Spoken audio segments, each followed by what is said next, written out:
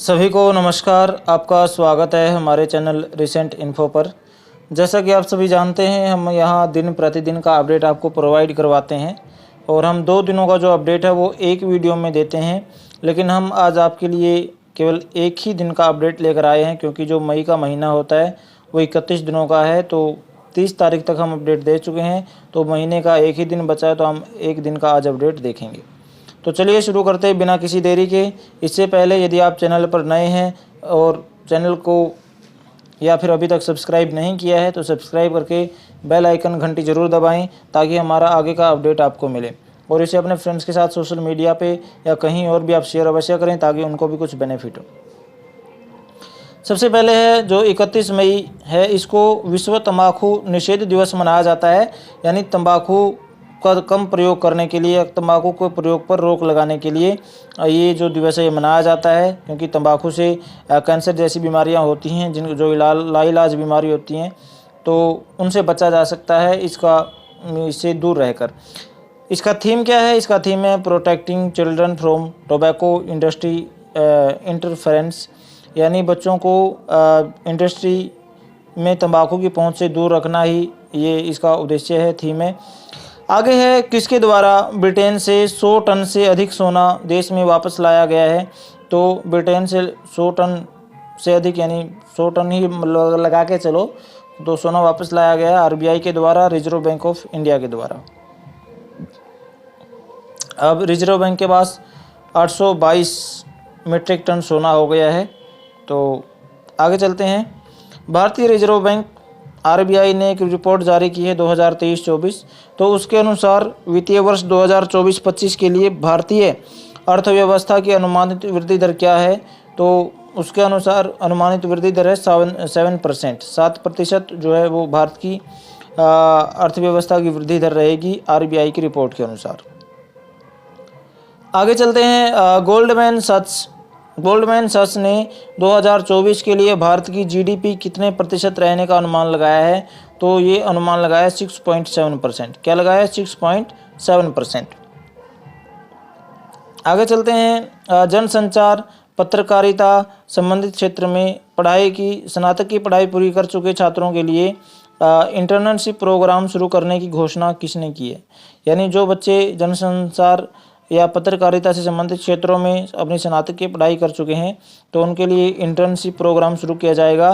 तो ये घोषणा किसने की है? ये की है जल शक्ति मंत्रालय ने। किसने की है? जल शक्ति मंत्रालय ने।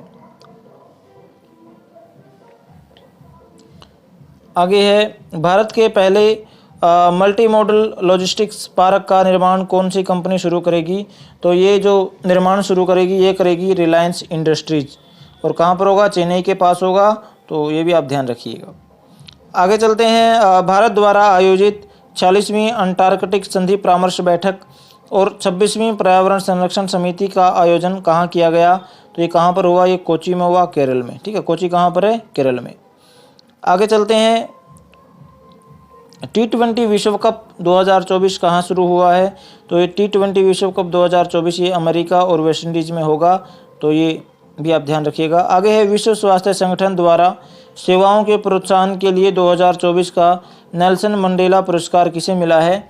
तो ये 2024 का नेल्सन मंडेला पुरस्कार दिया गया है निमहांस को। निमहांस को यदि आप हिंदी में इसका पूर्ण रूप देखेंगे तो क्या होगा? राष्ट्रीय मानसिक स्वास्थ्य और तांत्रिक विज्ञान संस्थान। ठीक है, तो ये कहाँ पर है? ये बेंगलुरु में। इसको नेल्सन मंडेला पुरस्कार दिया है किस क्षेत्र में? स्वास्थ्य सेवाओं के प्रोत्साहन के लिए। आगे, भारत सरकार ने BIMER पहल शुरू की है। तो किसके लिए शुरू की है ये पहल? ये आपको बताना है। तो ये पहल शुरू की है PhD छात्रों के लिए। ठीक है, PhD छात्र जो करना चाहते हैं, शोध जो करना चाहते हैं, उनके लिए पहल शुरू की है। आगे है, 2024 स्क्रिप्स नेशनल स्पेलिंग बी का पुरस्कार किसे दिया गया है? तो ये दिया गया है बृहत सोमा को। किसको? बृहत सोमा को। ये भारतीय अमेरिकी व्यक्ति हैं बृहत सोमा, इनको ये पुरस्कार दिया गया है। आगे है, किस देश ने अपनी पहली अंतरिक्ष एजेंसी लॉन्च की है और 2045 तक मंगल ग्रह पर लैंडिंग करने की योजना बनाई है? तो किस देश ने की है? ये की है दक्षिण कोरिया ने। और इसमें 3-4 प्रश्न बन जाते हैं कि दक्षिण कोरिया ने मंगल ग्रह पर लैंडिंग की योजना कब तक बनाई है, 2045 तक। और ये जो इसकी जो कंपनी है, एजेंसी है दक्षिण कोरिया की, उसका नाम क्या है, कोरिया एरोस्पेस एडमिनिस्ट्रेशन। क्या है, Korea Korea administration space aerospace KASA इसका बनेगा फुल शॉर्ट फॉर्म।